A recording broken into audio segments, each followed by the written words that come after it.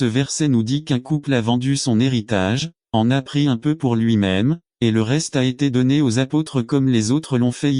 Qu'est-ce qui ne va pas avec ça? Rien pour l'instant, mais continuons à lire L5, 3 et Pierre dit, Anania, pour t'abstenir du prix de l'héritage.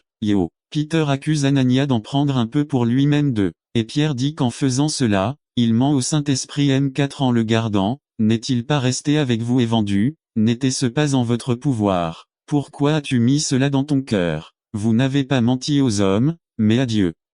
Anania n'était pas obligé de vendre son héritage, personne ne le lui avait demandé il y est allé de son plein gré et voulait faire ce que les autres faisaient, mais en même temps il y avait de l'égoïsme dans son cœur.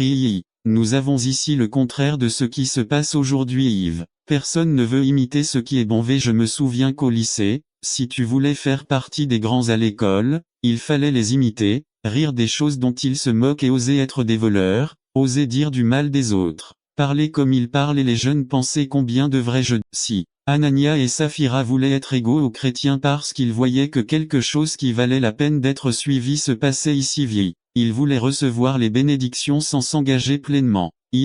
Bénédictions sans engagement. À combien d'entre nous font de même de l'extérieur? Ce qu'ils faisaient était digne d'admiration. Anania et Saphira ont vendu la maison avec les 100 acres, tout et le bétail, et les apportent aux apôtres. Ils voulaient acheter l'entrée dans la communauté des croyants. Une partie d'entre eux voulait faire partie de cette communauté et vivre vraiment comme eux. Mais l'autre partie disait, laissez-moi en garder au cas où les choses ne fonctionneraient pas.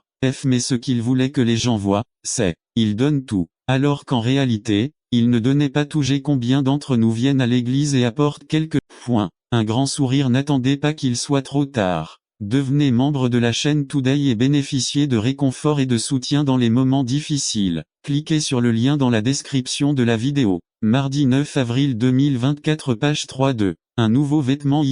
Une offre importante. Yves. Une grande Bible V. Notre connaissance de la Bible vie. Ces choses sont parfois admirables et nous donnons la bonne impression que nous donnons tout.